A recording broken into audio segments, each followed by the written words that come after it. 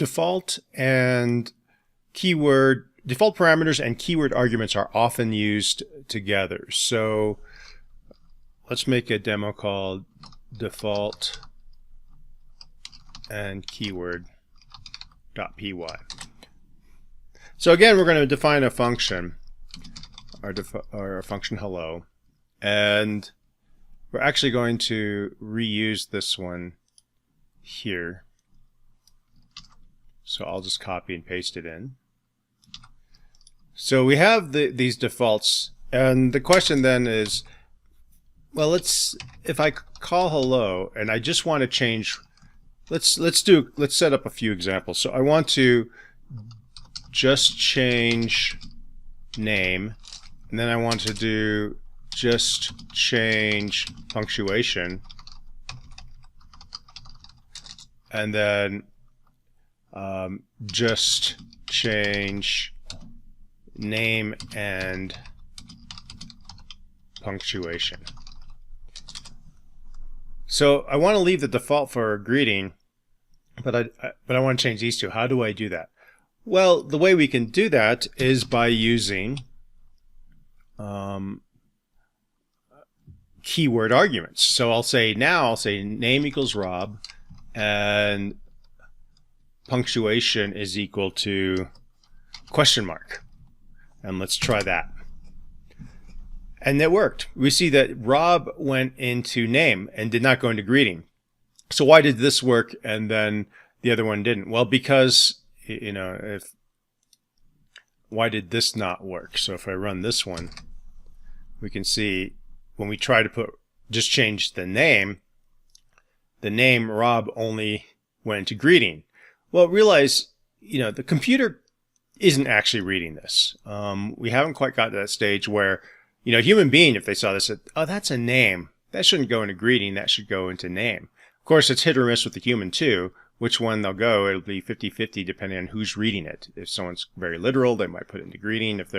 Because it's in the first position, another person might say, that's a name, that needs to go in here. But with the computer can't read this. So its only way of figuring out where to put this argument here, Rob, is by position, because we haven't told it which parameter to put it in. On the other hand, here, what we're doing is we are using named arguments. And so this is saying, hey, I don't care that this is the first one. Put this into name. And it does it. In fact, we could even do it this way. We could reverse the order.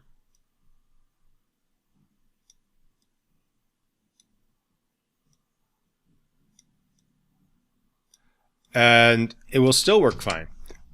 So why do these end up being the same? Well, because we're using named arguments. This isn't going to go into greeting. It's going to go into punctuation. So by using named arguments, one, it's much more obvious what's happening here. And two, it actually ensures that things go where we want them to. And it works really well when we have defaults, because if we have defaults, we only have to specify the things that we want to change, not everything. And so actually we just wanted to change name. So this is actually, I kind of jumped the gun here. This is actually down here, changing name and punctuation. Let's just change name. So let's say hello, and we'll say name equals universe. So let's just try putting universe in first. And if I do that, we see universe world. Well, that's not what we wanted. We wanted this to go into name.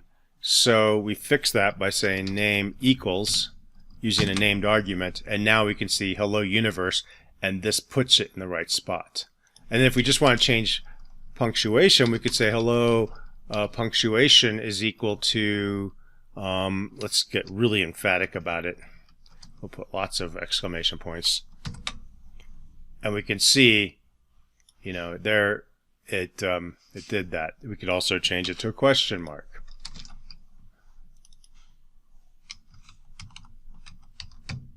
Or let's just use a period to make it. So here we can see that we just changed the punctuation, And then if we want to change both of them, that's the example I showed here, where we could put, in any order, we can put, the ones we want. And we're not setting greeting, so it's used the default. So the logic you can think of with default arguments, or sometimes they're called optional arguments because you don't have to provide them because it has a default, is, hey, if you don't give me this parameter, use this. Otherwise, use what you passed in. If you didn't give me name, use world. Otherwise, use what you passed in for name. If you didn't give me punctuation, use this exclamation point. Otherwise, give me punctuation. Now, where this really shines is if you have a function with, say, 30 or more, or 15 or more parameters, and most of the time the person's not really going to want to change things, but you just want to give them the ability to modify things, when they need to. That is a great opportunity to use default parameters. Now, another thing that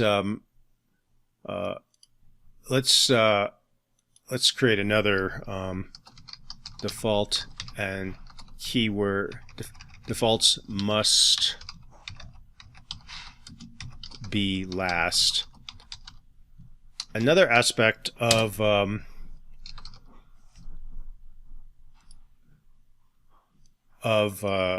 defaults is this. I can't put my,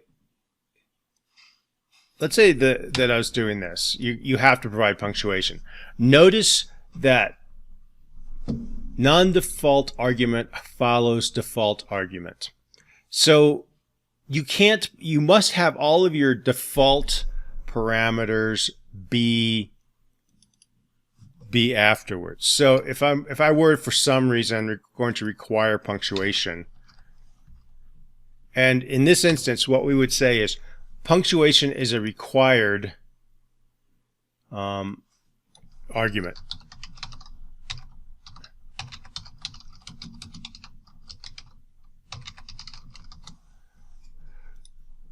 Because it doesn't have a default. Therefore, it has to be before all the defaults. And this kind of makes sense because with that required, if we put that at the end, it doesn't have a default. Well, how does the program, if you didn't provide the first two, how would the program know that the thing that you had done there was punctuation when it's in a position for greeting? So you end up with this, you couldn't just run it this way. Watch what happens if I try to run this. Missing one required positional argument, punctuation. So I always have to provide now with this version, I always have to provide a, I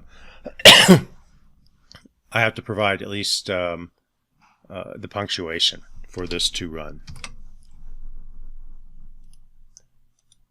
So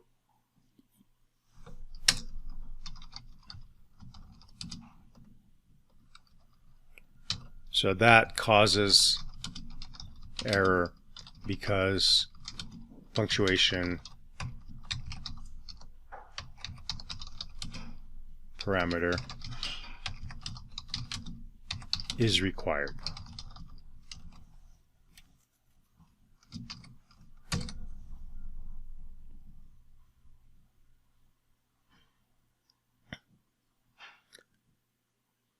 And to read these errors, by the way, trace back, most recent call last. Notice it's basically it's giving you the line 5, and then it shows you the line.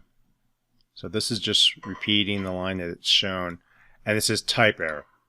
Hello is missing one required positional argument, punctuation. This is now a required argument. So before, when we're using parameters, all of the requirement arguments were required because we weren't using optional parameters. So when do you use optional and default parameters? When you need to. Just remember they have to be at the end of your function definition, and it's probably, if you can provide a default, it's probably a good idea to provide a default. It makes it easier on the person using that function, which is typically you.